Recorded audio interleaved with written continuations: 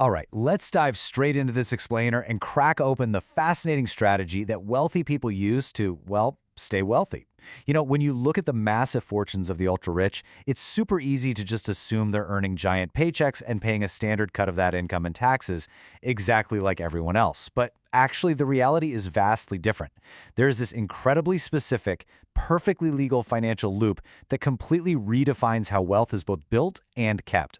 People often call it one of the great tax schemes in history. So how exactly does the whole shebang work? Let's get right into the mechanics of the system. To really grasp this mechanism, we have to completely flip our usual mindset. Basically, you need to start thinking of yourself as an appreciating asset. Imagine you're literally a stock that goes up in value. See, for most of us, wealth is tied directly to our labor, right? We work, we earn a salary, and then we get taxed on that salary. But the ultra-wealthy, they view wealth entirely in terms of assets and growth, rather than an hourly wage or a yearly salary.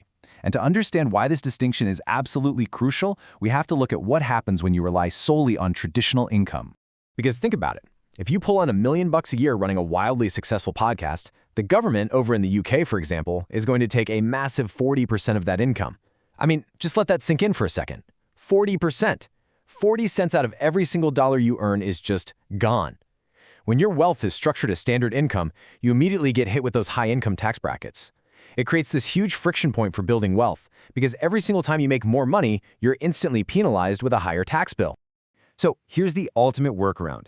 Wealthy individuals dodge those high income taxes by relying heavily on capital gains, and it all boils down to that profit you make when an investment grows in value. But the absolute magic phrase you need to remember here is only paid when the asset is actually sold. If you hold an asset and its value absolutely skyrockets, you technically haven't made any taxable income until you hit that sell button. The wealth exists on paper, sure, but as far as the tax system is concerned, there's literally nothing to tax yet. Okay, let's totally strip away all that dense financial jargon and sketch this out as simply as possible. If you want to access the wealth that's tied up in your appreciating assets, but you don't want to sell them and trigger a huge capital gains tax, what do? Well, you use debt. Let's run through a concrete, real-world example to see exactly how this operates in practice. Let's step through the playbook, starting with a $10,000 investment that basically unlocks tax-free bank loans. Step 1. You spend 10 grand buying some Amazon stock. Awesome. But now you need cash to live on. Instead of selling the stock, you move to step 2. You walk into a bank and they hand you a $5,000 loan using your Amazon stock as collateral. Moving on to step 3, time passes and that Amazon stock doubles in value to $20,000. Now for step 4, you simply head back to the bank and say, hey, my asset is worth way more now, and they just hand you another $5,000 loan, and you simply spend and live your life off of that borrowed money.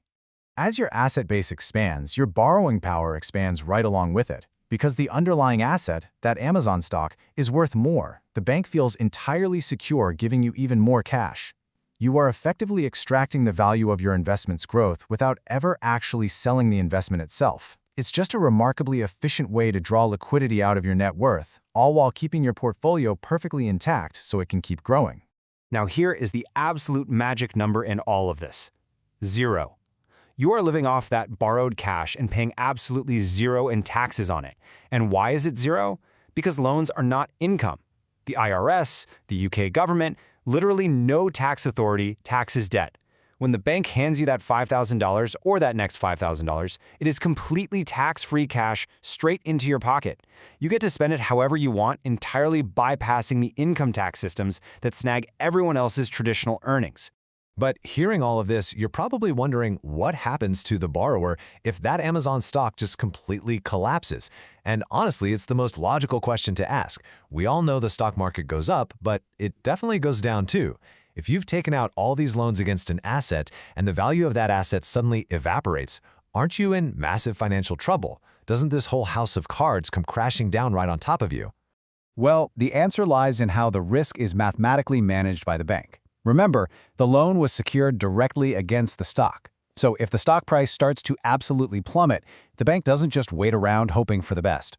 At a specific, predetermined point during the drop, the bank steps in and automatically sells the stock.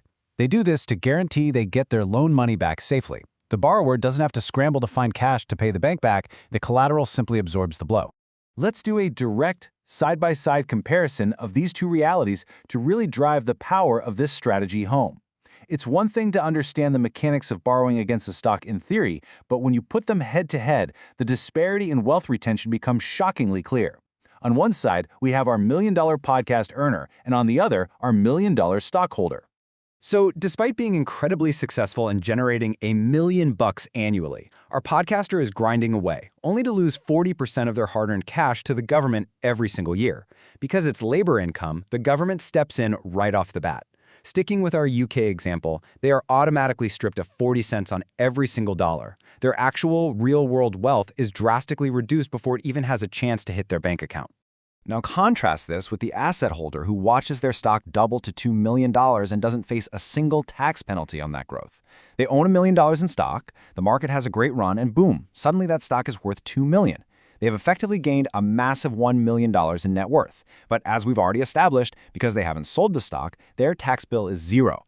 They can borrow against that brand new $2 million baseline, get tax-free cash, and their wealth just keeps on compounding entirely uninterrupted by the taxman.